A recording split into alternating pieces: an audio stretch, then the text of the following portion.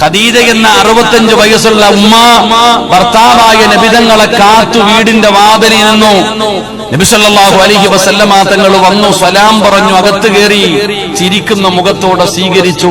ഭക്ഷണം എടുക്കട്ടെ നബിയെ. ഖദീജ ഉമ്മ ഭക്ഷണം കൊണ്ടുവന്ന് നബിതങ്ങളുടെ മുമ്പിൽ വെച്ചു കൊടുത്തിട്ട് കാത്തിരുന്നു. അള്ളാഹുവിന്റെ റസൂൽ സല്ലല്ലാഹു അലൈഹി വസല്ലമ തങ്ങൾ കഴിക്കാൻ തുടങ്ങി. ഖദീജ ബീവി ചോദിച്ചു, നബിയെ എനിക്കൂടെ ഒന്ന് വാരി തരുമോ? 65 വയസ്സിലെ കഥയാ ഞാൻ പറയുന്നേ, കല്യാണം കഴിച്ചതിന്റെ ആ അന്നത്തെ കാര്യമല്ല ഞാൻ പറഞ്ഞേ. ഖദീജ ബീബി ചോദിച്ചു, എനിക്ക് വാരി തരുമോ നബിയെ? പിന്നെന്താ ഖദീജ? അള്ളാന്റെ റസൂൽ സല്ലല്ലാഹു അലൈഹി വസല്ലമ തങ്ങൾ ഖദീജ ബീബിക്ക് ഭക്ഷണം വാരി കൊടുത്തു. ഞാനും വാരിത്തരട്ടെ നബിയെ. ഇതാ പെങ്ങളെ, അല്ലാതെ ഒരു ഐസ്ക്രീം വെച്ചിട്ട് 2 സ്പൂൺ ഇട്ട് പരസ്പരം നക്കുന്നതിലല്ല സ്നേഹം. അത് അഭിനയം, അത് അഭിനയം, അത് നാട്ടുകാര് കാണാൻ. 65 വയസ്സുള്ള ഖദീജ ബീബി റളിയല്ലാഹു തആല ചോദിച്ചു, ഞാൻ വാരിത്തരട്ടെ നബി? നീ ജീവിതത്തിൽ ഒരിക്കലെങ്കിലും വാരി കൊടുത്തിട്ടുണ്ടോ? നിങ്ങൾ കൊടുത്തിട്ടുണ്ടോ? ഭർത്താവിന് ജീവിതത്തിൽ ഒരിക്കലെങ്കിലും ഇത്തിരി ഭക്ഷണം കൊടുത്തിട്ടുള്ള, ഭാര്യയ്ക്ക് വാരി കൊടുത്തിട്ടുള്ള ഭർത്താക്കന്മാരെന്ന് കൈപൊക്കിക്കേ. കണ്ടിട്ട് മരിക്കാനുള്ള കൊതി കൊണ്ടാണോ?